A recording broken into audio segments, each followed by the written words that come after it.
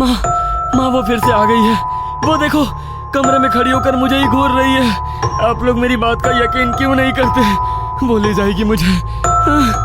तेरे कमरे में कोई नहीं है बेटा, तुझे वहम हो रहा है। दवाइयाँ खाकर सो जा मेरे बच्चे, कुछ नहीं है यहाँ। नहीं, कोई दवाई नहीं खानी मुझे।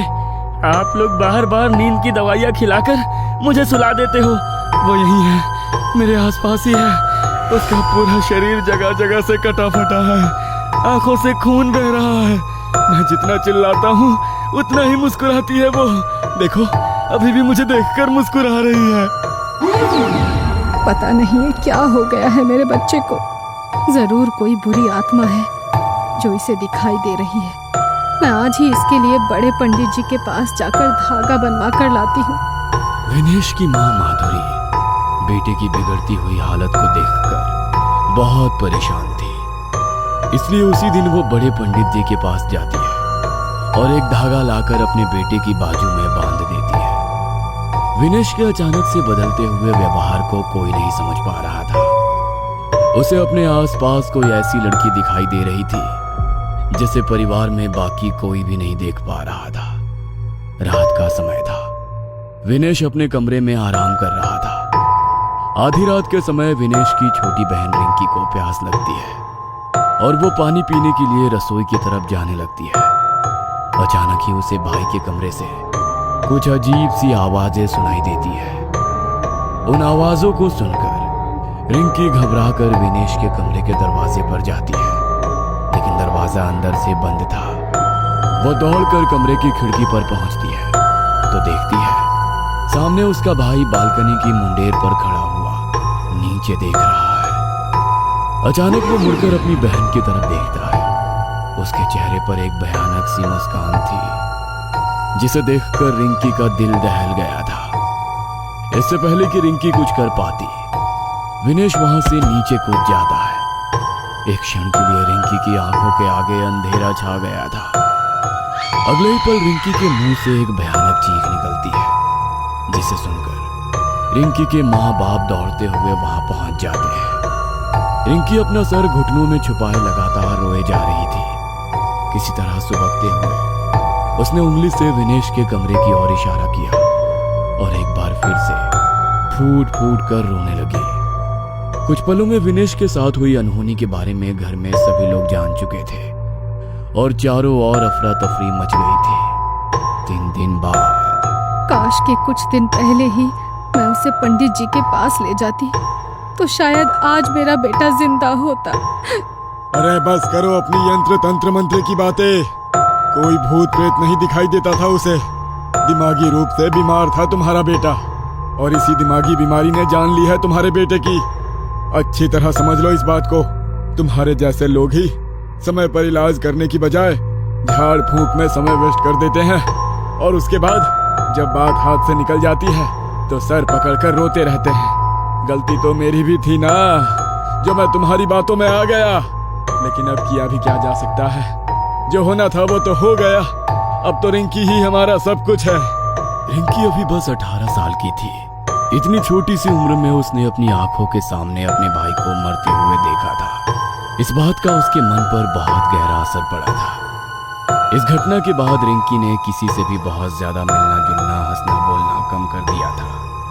वो दिन रात सिर्फ अपने कमरे में बैठकर पढ़ाई करती रहती, मानो एक जुनून सवार हो गया था उसके सर पर। रिंकी बेटा, जो होना था सो हो गया। अब तेरे इस तरह कमरे में बंद होकर अकेले रहने से कुछ नहीं होगा। बेटा, घर से बाहर निकला करो, दोस्तों से मिला जुला करो। ऐसे कैसे चलेगा? मुझे साइकेट्रिस्ट बनना है माँ। उन सभी लोगों को ठीक करना है जिन्हें भाई की तरह मानसिक बीमारी है। मैं नहीं चाहती कि भाई की तरह दुनिया में अब कोई और अपनी जान इस बीमारी से गंवाए। 10 साल बाद अपनी मेहनत और डेडिकेशन के चलते रिंकी एक सक्सेसफुल साइकेट्रिस्ट बन चुकी थी। उसने जानबूझकर क्रिटिकल पेशेंट केयर डिपार्टमेंट ही चुना था। वो अपने दिन का ज्यादातर समय क्रिटिकली इल पेशेंट के साथ ही बिताती थी।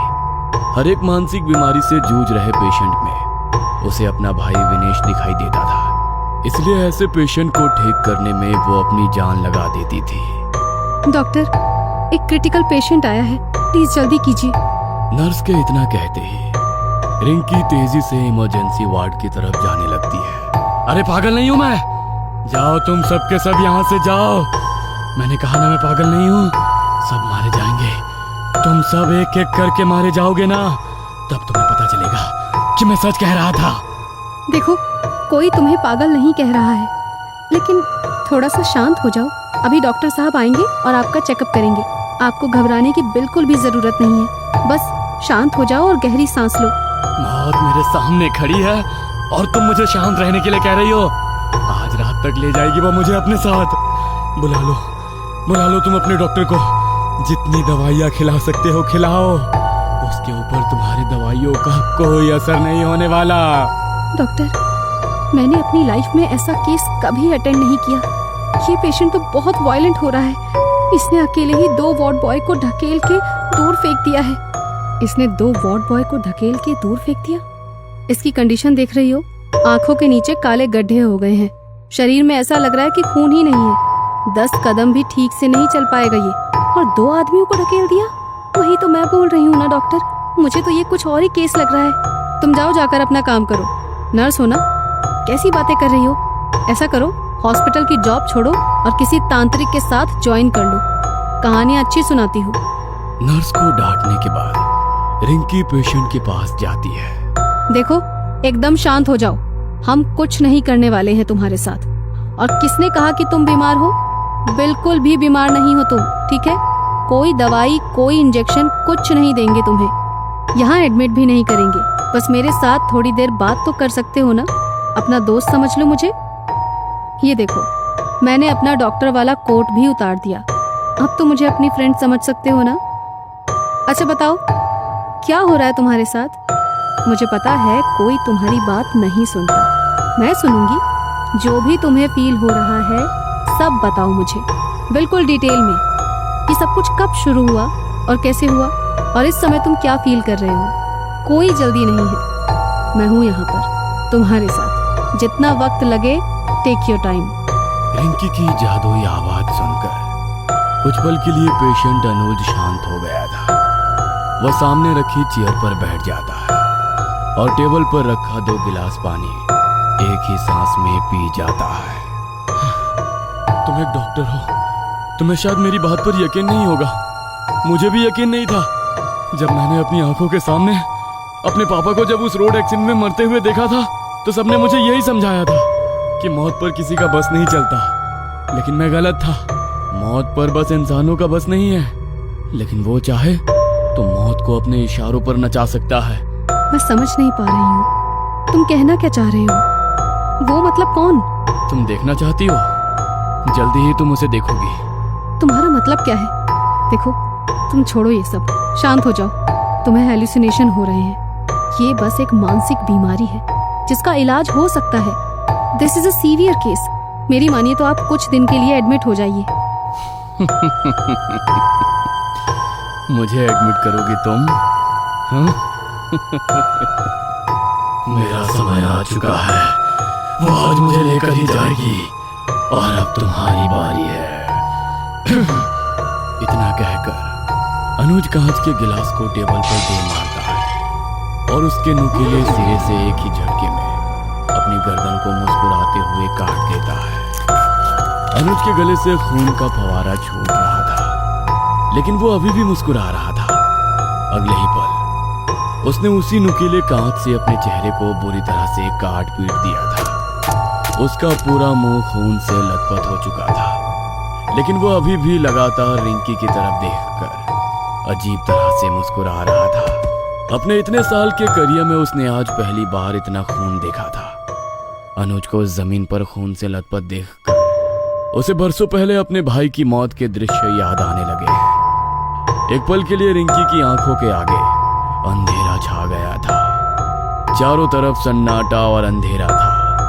अगले ही पल उसे मध्यम सी रोशनी में जमीन में खून से लथपथ अपना भाई विनेश पड़ा हुआ दिखाई देता है, जिसे देखकर वो कांप उठती है। रिंकी की आंखें खौफ से फटी हुई थी। हकलाते हुए वो विनेश को जोर जोर से हिलाने लगती है।